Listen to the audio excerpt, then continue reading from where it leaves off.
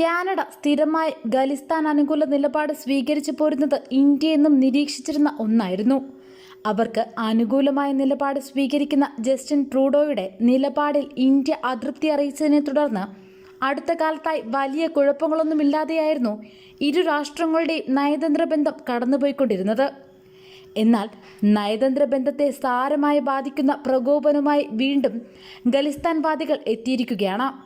കാനഡയിൽ നടന്ന സ്വാതന്ത്ര്യദിന ആഘോഷത്തിനിടെ ഇന്ത്യൻ പതാക കീറിയാണ് ഇക്കുറി ഖലിസ്ഥാൻ അനുകൂലികൾ പ്രകോപനം സൃഷ്ടിച്ചിരിക്കുന്നത്. ടൊറന്റോ സിറ്റി ഹാളിൽ ഓഗസ്റ്റ് 18 നടന്ന പരേഡിനിടെയാണ് സംഭവം. കാനഡയിലുള്ള ഇന്ത്യക്കാരുടെ സാംസ്കാരിക കൂട്ടായ്മകളിലൊന്നായ പനോരമ ഇന്ത്യയാണ് പരിപാടി സംഘടിപ്പിച്ചത്. പരേഡിനിടെ ഖലിസ്ഥാൻ അനുകൂല പതാകകൾ കയ്യിലേന്തിയ ഒരു കൂട്ടം പ്രക്ഷോഭകർ കത്തി ഉപയോഗിച്ച് ഇന്ത്യൻ പതാക കീറുന്നതും പരേഡിൽ പങ്കെടുക്കുന്ന ആളുകളോട് ഗോ ബാക്ക് ഇന്ത്യ എന്ന് ആക്രോശിക്കുന്നതായും കഴിഞ്ഞ ദിവസം പുറത്തുവന്ന വീഡിയോയിൽ കാണാം.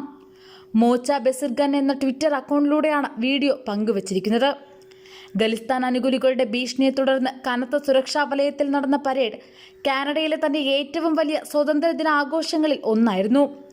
പരേഡിന് മുന്നോടിയായി ഇന്ത്യക്ക് പുറത്തുള്ള ഏറ്റവും വലിയ ത്രിവർണ്ണ പതാക ചടങ്ങിനിടെ ഉയർത്തുമെന്ന് പനോരമ ഇന്ത്യ അധ്യക്ഷ വൈദേഹി ഭഗത് പറഞ്ഞിരുന്നു. ഇതിനു പുറമെ ഇന്ത്യയിലെ 20 സംസ്ഥാനങ്ങളെ പ്രതിനിധീകരിക്കുന്ന നിശ്ചല ദൃശ്യങ്ങളും പരേഡിൽ ഉൾപ്പെടുത്തിയിരുന്നു. അതേസമയം ഖലിസ്ഥാൻ അനുകൂല സംഘടനകൾ പരേഡ് തുടങ്ങുന്നതിനു മുമ്പേ റാലിയിൽ പങ്കെടുക്കുന്ന ഇന്ത്യക്കാരെ നേരിടാൻ പരേഡ് നടക്കുന്ന നാഥാൻ ഫിലിപ്സ് ചത്വരത്തിൽ എത്തിച്ചേർന്നിരുന്നു. പനോരമ ഇന്ത്യയുടെ നേതൃത്വത്തിൽ കാനഡയിൽ സംഘടിപ്പിച്ച 25ാമത് സ്വാതന്ത്ര്യദിന പരേഡായിരുന്നു ഇത്.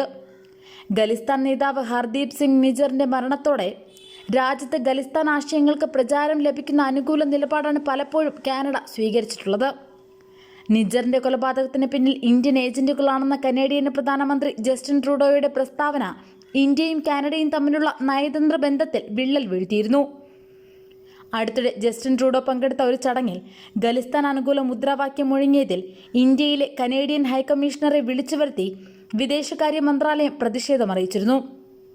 ഇതിനു പുറമെ കഴിഞ്ഞ മാസം നടന്ന പാർലമെന്റ് സമ്മേളനത്തിനിടെ ബോംബിടുമെന്ന് ഖലിസ്ഥാൻ തീവ്രവാദ സംഘടനയായ 6 for Justice ഭീഷണി മുഴക്കിയതും ഇന്ത്യയെ പ്രകോപിപ്പിച്ചിരിക്കുകയാണ്.